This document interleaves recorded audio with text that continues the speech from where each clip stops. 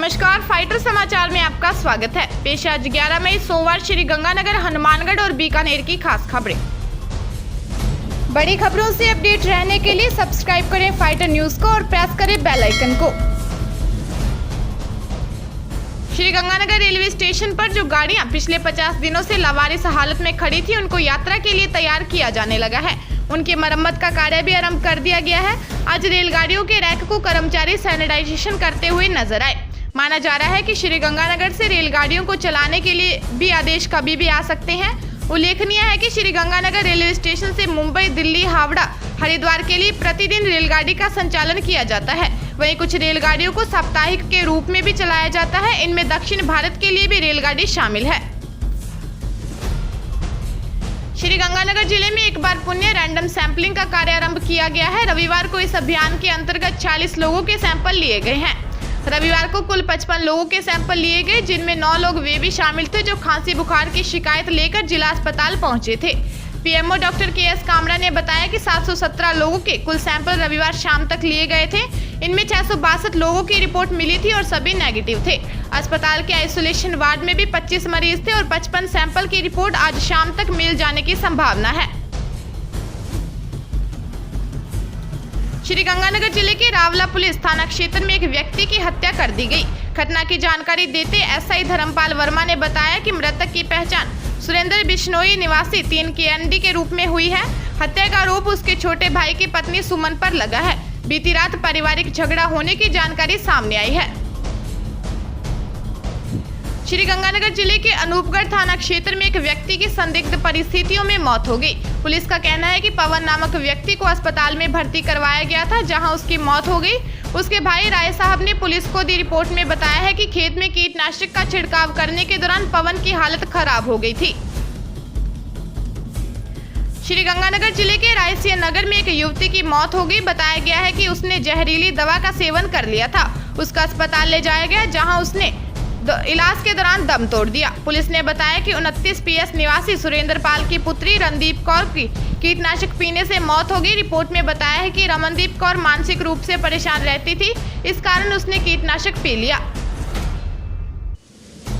श्रीगंगानगर जिले के घड़साना थाना क्षेत्र में एक व्यक्ति की पानी की डिग्गी में डूब जाने से मौत हो गई।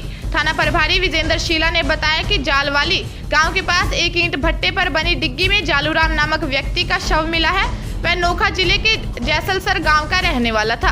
जानकारी मिली है कि जालूराम मजदूरी करने के लिए यहां पर आया था। वह डिग्गी की तरफ गया तो उसका पांव फिसल गया और डिग्गी में गिर गया। उसकी डूबने से मौत हो गई।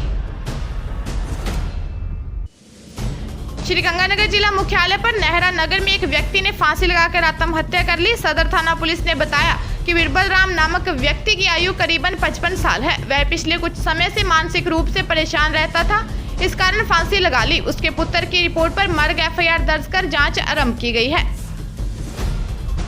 श्रीगंगानगर जिले के मटीली राठान थाना क्षेत्र की एक दुकान में चोरी हो गई। अज्ञात व्यक्ति ताला तोड़कर गेहूं और दाल चोरी कर ले गया। दुकान संचालक तिलक राज की रिपोर्ट पर मटीली राठान थाना पुलिस ने मुकदमा दर्ज किया है।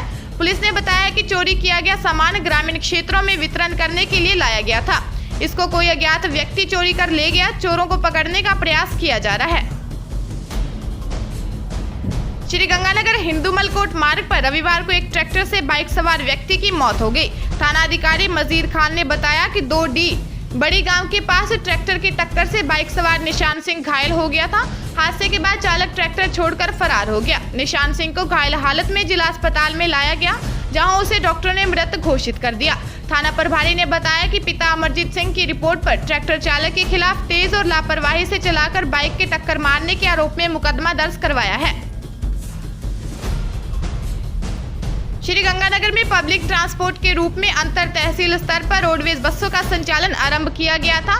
अब यात्रियों की संख्या में भी बढ़ोतरी हो रही है। लोग एक से दूसरे स्थान पर व्यापार जाने के लिए बस स्टैंड पर पहुंच रहे हैं। वहीं अब प्राइवेट वाहन के संचालन को भी मंजूरी मिल गई है। हनुमानगढ़ की जेल में कैदियों के बीच हुआ विवाद अभी थमा नहीं है। आक्रोशित 250 से अधिक कैदी भूख हड़ताल पर बैठे हैं, जबकि 100 से अधिक कैदियों ने आज सुबह अपना अनशन तोड़ दिया। इस मामले की जांच करने के लिए पुलिस और प्रशासन के अधिकारी आज दूसरे दिन भी जेल में डेरा लगाए बैठे थे। रविवार रात विवाद को लेकर कल झगड़ा हो गया था।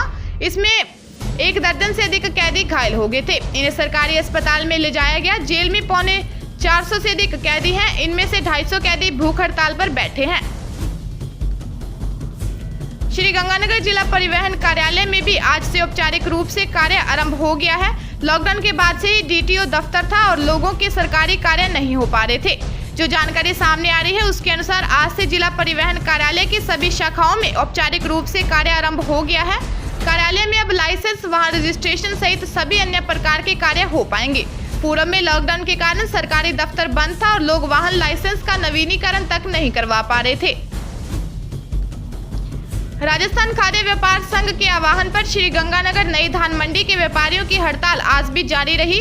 धान मंडी के व्यापारी पिछले 1 सप्ताह से हड़ताल पर हैं। वरिष्ठ व्यापारी नेता हनुमान गोयल ने बताया कि राजस्थान खाद्य व्यापार संघ के आह्वान पर हड़ताल 10 मई तक रखी गई थी, किंतु सरकार ने नई कर व्यवस्था को समाप्त करने के प्रति कोई रुचि नहीं दिखाई है।